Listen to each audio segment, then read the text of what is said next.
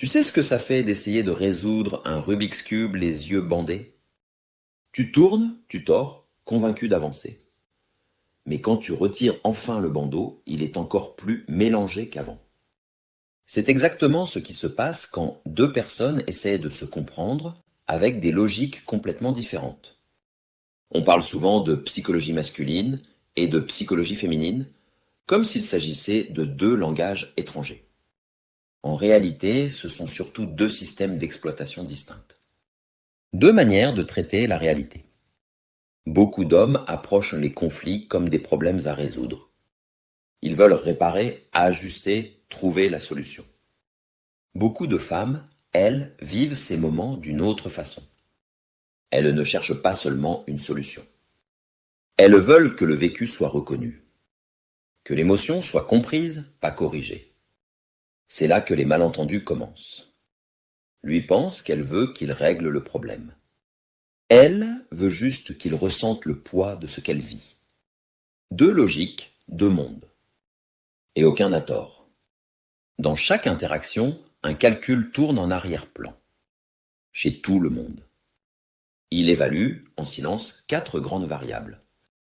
Première variable, comment je me sens maintenant? Pas demain. Pas dans une semaine. Maintenant. Deuxième variable, qu'est-ce que cette relation m'apporte? Et qu'est-ce que j'y apporte, moi? Temps, attention, sécurité, croissance. Troisième variable, comment cela me place socialement? Dans mon entourage, dans mes cercles, sur les réseaux. Et quatrième variable, puis-je faire mieux? Pas forcément trouver mieux, mais évoluer mieux. Ce calcul n'est pas conscient. C'est un instinct d'équilibre. Il tourne en continu comme une musique de fond. Ce que certains appellent des tests ne sont pas toujours des manipulations. Souvent, ce sont des vérifications émotionnelles. Des façons de s'assurer que la connexion est réelle, que la présence de l'autre n'est pas seulement pratique, mais vivante.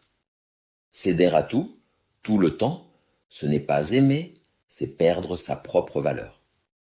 Et la valeur, dans une relation, vient de la cohérence, pas de la complaisance.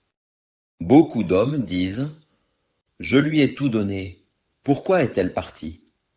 Mais parfois, tout donner trop vite, c'est enlever tout ce qui rendait la relation vivante.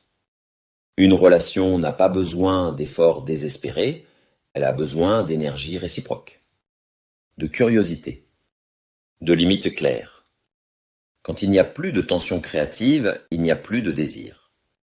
Les émotions ne sont pas des problèmes à résoudre, ce sont des langages à comprendre.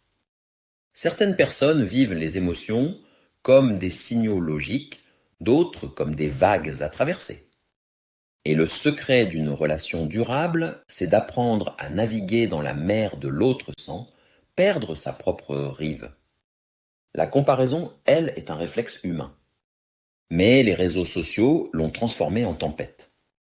On ne se compare plus à nos amis, mais à des vitrines parfaites. Des fragments de bonheur soigneusement filtrés. Et sans s'en rendre compte, on commence à évaluer notre vie avec des critères irréalistes. Ce que l'autre obtient, ce que l'autre vit, ce que l'autre montre, tout devient un miroir déformant. Une relation saine, ce n'est pas l'absence de test ou de doute. C'est la capacité à y survivre sans se détruire. À rester soi, même quand l'autre change. À continuer d'exister, même quand le regard vacille. C'est aussi savoir que la vulnérabilité n'est pas la faiblesse. Qu'on peut être ému sans être dépendant, ferme sans être froid, présent sans s'effacer. Les relations durables partagent souvent les mêmes piliers. De la clarté, on sait où l'on va. De la stabilité, on ne joue pas à cache-cache. De la réciprocité, on n'extrait pas, on construit. Et du respect mutuel, on aime l'autre pour ce qu'il est, pas pour ce qu'il fournit. Quand une relation s'effondre, chacun réécrit son histoire pour survivre. Ce n'est pas du mensonge, c'est de la protection. On se raconte une version supportable du passé. Et c'est normal. Mais à la fin, la vraie question n'est pas qui a eu tort, c'est à quel moment avons-nous cessé de parler et commencé à tester. Le vrai bouton rouge, ce n'est pas d'apprendre à se méfier.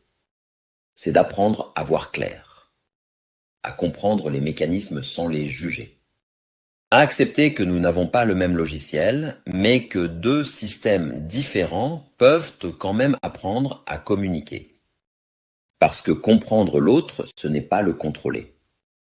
C'est s'éveiller à sa complexité. Et parfois, c'est ça le vrai langage du féminin.